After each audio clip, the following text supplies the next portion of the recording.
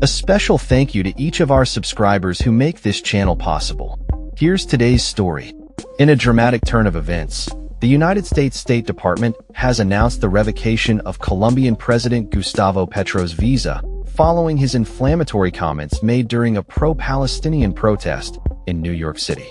The incident, which occurred on September 26, 2025, has ignited tensions between the US and Colombia, particularly under the current administration of Petro, who is known for his leftist stance.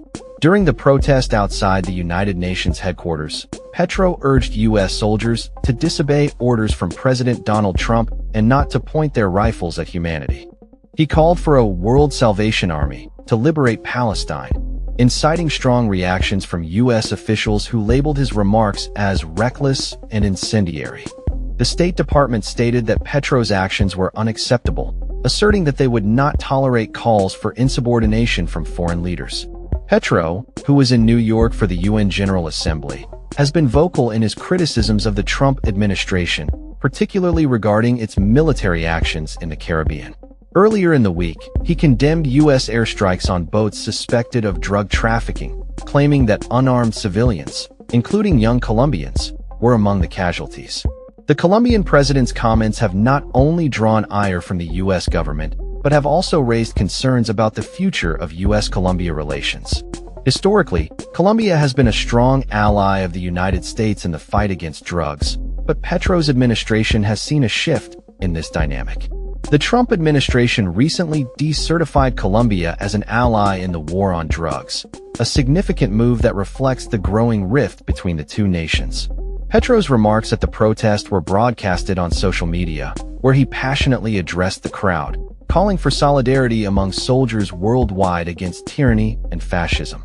His statement, "Disobey Trump's order, obey the order of humanity," has resonated with many supporters, but has also been met with backlash from critics who argue that such rhetoric could incite violence and undermine military discipline.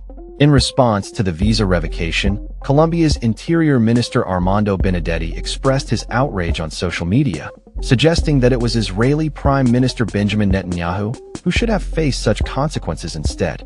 Benedetti's comments highlight the complexities of international relations and the differing perspectives on accountability among world leaders.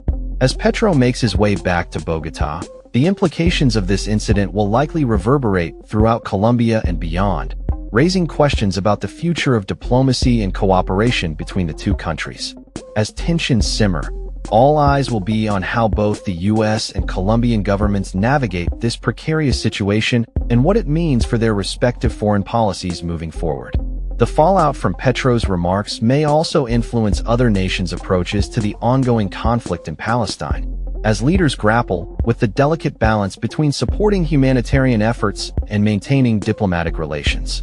The world watches closely as the situation unfolds, with many advocating for dialogue and understanding in the face of escalating tensions. That's all for this story.